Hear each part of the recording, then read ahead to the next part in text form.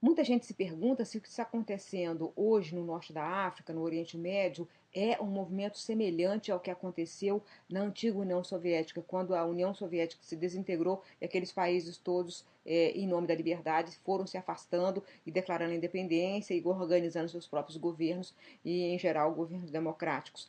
Não é exatamente a mesma coisa. E eu vou estabelecer algumas diferenças. A primeira diferença em relação à União Soviética é que na União Soviética havia um poder central, a Rússia. A Rússia submeteu os outros países e criou uma falsa federação. Nesses países que estão agora sendo atingidos em dominó, não é uma federação. Não, você não pode dizer se são países islâmicos ou são países apenas países árabes, porque o Irã não é árabe e também está tendo a sua insatisfação. Aliás, é um movimento até 2009, a população iraniana vem lutando contra o governo iraniano, né, com trágicas consequências, como se sabe. Mas é um movimento que pode se estender, inclusive, para outros países da África não muçulmanos, que não tem a maioria muçulmana.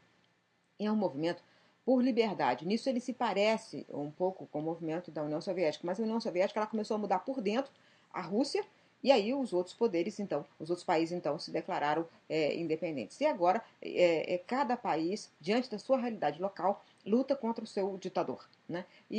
Então, uma outra diferença muito grande é que os países, naquela época da União Soviética, não havia internet, não havia as redes sociais. E agora as redes sociais jogam um papel importante na produção de contágio, inclusive em produção de informação para as grandes redes de televisão do mundo inteiro, porque o que se viu no caso da Líbia foi principalmente informações a partir de celular enviadas, apesar de toda a tentativa de controle do governo líbio sobre as comunicações. Então, isso é um outro papel importante. Acho que o mais relevante ao avaliar o que está acontecendo é se despir dos velhos preconceitos e parar com as comparações. É um movimento único, nós estamos diante de um movimento muito importante, nós temos aqui nos debruçar sobre os estudos, entender melhor o que se passa em cada país.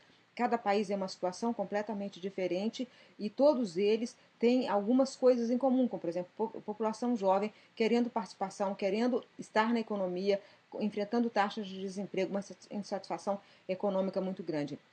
Não é um movimento por liberdade, mas não significa necessariamente que vai se copiar o modelo ocidental de organização dos governos democráticos. É bom lembrar que os governos democráticos do Ocidente falharam porque apoiaram várias dessas ditaduras porque era conveniente para suas economias e para os seus países, como por exemplo até hoje apoia a monarquia absolutista, que é uma ditadura sanguinária na Arábia Saudita só porque é o ditador amigo.